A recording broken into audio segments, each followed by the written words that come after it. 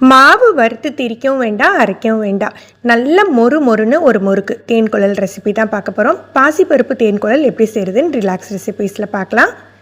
இதுக்கு 2 கப் அளவுக்கு நார்மலாக கடையில் கிடைக்கிற ரெடிமேட் அரிசி மாவு எடுத்திருக்கேன். ஒரு அரை கப் அளவுக்கு பாசிப்பருப்பு, சிறுபருப்புன்னு சொல்லுவோம்ல, அந்த பருப்பு எடுத்திருக்கேன். இந்த பாசிப்பருப்பை ஒரு ப்ரெஷர் பேனில் சேர்த்துட்டு ஒரு 2-3 தடவை நல்லா கழுவி எடுத்துக்கலாம். கழுவி எடுத்துட்டு தண்ணி விட்டு சும்மா ஒரு டீஸ்பூன் போல் எண்ணெய் சேர்த்துக்கிறேன், அந்த பொங்கி வராமல் இருக்கிறதுக்கு. இதை ஒரு 4 விசில் குக்கரில் வேக வச்சு எடுத்துக்கணும். 4 விசில்லே பாசிப்பருப்பு நல்ல மசிய வெந்துடும். நம்ம ஒரு மரக்கரண்டை விட்டு மசிச்சுக்கலாம். ஆனால் அப்படி மசிச்சா கூட 1-2 பருப்பு முழுசாக இருக்கும். அதனால் நம்ம மிக்சி ஜாரில் சேர்த்து அரைச்சி எடுத்துக்கலாம். ஒரு சுற்றிட்டாலே போதும், நைஸாக அரைப்பட்டு வந்துடும்.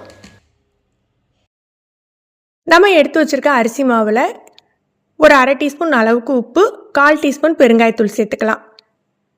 ஒரு 2 டீஸ்பூன் நெய் அல்லது வெண்ணெய் சேர்த்துக்கிட்டா நல்லாயிருக்கும். நான் கடைசியில் சேர்த்துக்க போகிறேன். இதை நல்லா கலந்து விட்டுறலாம். யூஸ்வலாக முறுக்குக்கு எள்ளு அல்லது சீரகம் சேர்ப்பாங்க. எனக்கு ஜீரகம் சேர்த்தா தான் பிடிக்கும். ஒரு அரை டீஸ்பூன் ஜீரகம் கையில் லைட்டாக அப்படி தேய்ச்சி விட்டுட்டு சேர்த்துக்கலாம். அப்படி தேய்ச்சி விட்டுட்டு சேர்க்கையில் பார்த்தீங்கன்னா லைட்டாக க்ரஷ் பண்ண மாதிரி போடுறோம் பாருங்கள், நல்ல ஒரு வாசம் இருக்கும். இது மிக்ஸ் பண்ணி விட்டுட்டு நம்ம அரைச்சி வச்சுருக்கோம் இல்லையா சிறுபருப்பு, பாசிப்பருப்பு, அதை இதோட கலந்துக்கலாம்.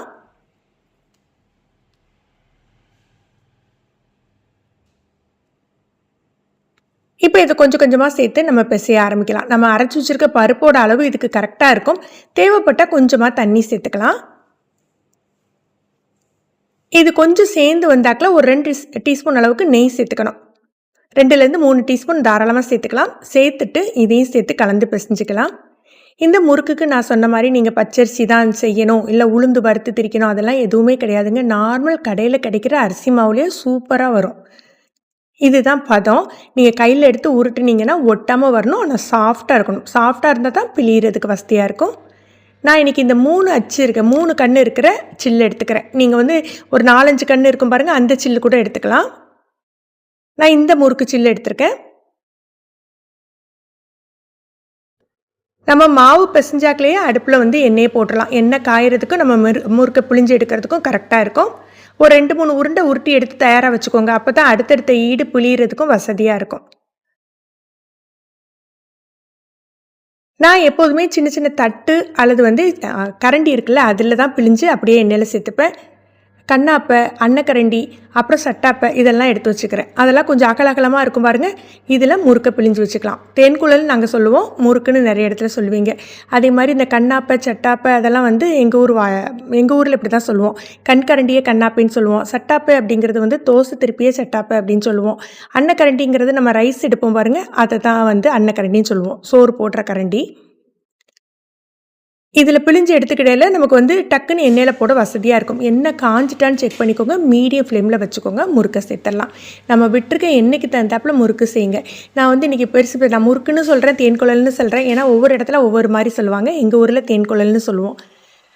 நம்ம எடுத்துருக்க எண்ணெய்க்கு தகுந்தாப்பில் சேர்த்துக்கோங்க. நம்ம போடுற சைஸை பொறுத்தும் சேர்த்துக்கோங்க. ஒரு பக்கம் நல்ல வெந்தாக்கில் திருப்பி விட்டுக்கலாம்.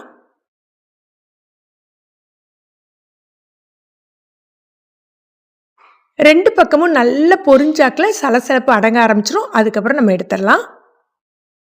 நான் இன்றைக்கி கொஞ்சம் பெருசாக தான் பண்ணியிருக்கேன். நீங்கள் சின்ன சின்னதாக கூட பண்ணிக்கோங்க.